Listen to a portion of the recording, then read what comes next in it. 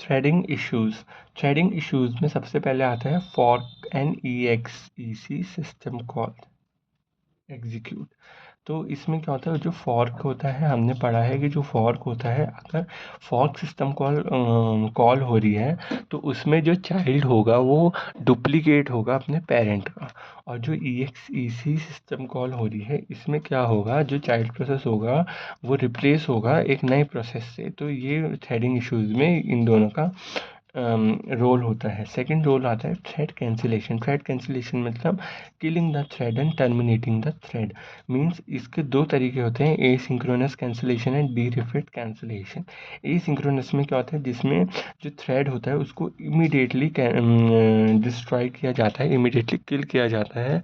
इसलिए किया जाता है ताकि जो थ्रेड होता है वो अपने जो उसको रिसोर्स एलोकेट हो रखे थे वो उसको एक्सीड कर जाता है, एक्सीड द लिमिट कर जाता है। तो इसलिए थ्रेड को कैंसिल आउट किया जाता है। इसमें ये होता है कि इन दोनों में ये होता है, दोनों में तो कैंसिल आउट किया जाता है, बट जो एसिंक्रोनस होता है इसमें इमीडिएटली किया जाता है। अगर थ्रेड बिजी भी होगा उसके बावजूद भी थ्रेड को इमीडिएटली किल आउट किया जाएगा। डीरिफिड में क्या होगा कि किल आउट तो किया जाएगा, बट उसको पहले अपना ऑपरेशन पूरा परफॉर्म करने का मौका दिया जाएगा। जब वो ऑपरेशन अपने पूरा परफॉर्म कर देगा तब उसके बाद उसको किल किया जाएगा।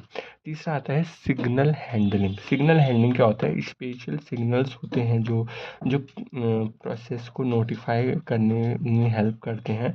तो उन सिग्नल्स को दो तरीके से रिसीव किया जाता है, सिंक्रोनाइज किया जाता है और एसिंक्रोनस सिग्नल को रिसीव किया जाता है।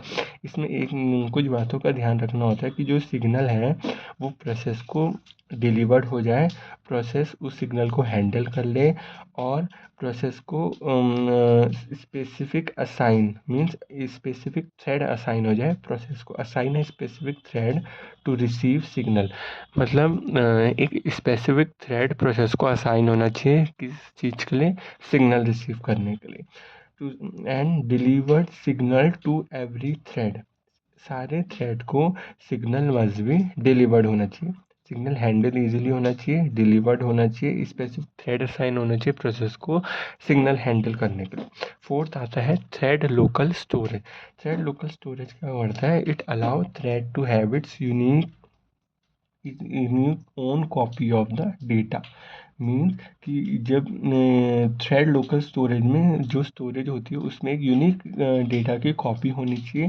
बेसिकली तब यूज़फुल होता है जब हमारे पास थ्रेड पूल होता है। थ्रेड पूल कंडीशन तब अराइज होती है जब हमारे पास अपना कंट्रोल नहीं होता कितने नंबर ऑफ थ्रेड क्रिएशन का।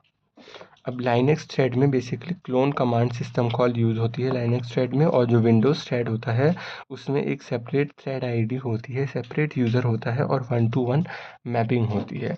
और एक और चीज़ आती है ऑन रीड स्पेसिफिक डेटा। इसमें क्या होता है, process can have multiple thread and thread can share one another data of segment. Global variable भी होते हैं इसमें, और data from the global variable to another. एक ग्लोबल वेरिएबल होता है, ग्लोबल वेरिएबल में जो दोनों थ्रेड को इजीली एक्सेस करा जा सकता है। तो उसमें कोई जो दूसरा थ्रेड है वहाँ से रीड कर सकता है और दूसरा थ्रेड वहाँ राइट इजीली कर सकता है। तो basically read write operation can perform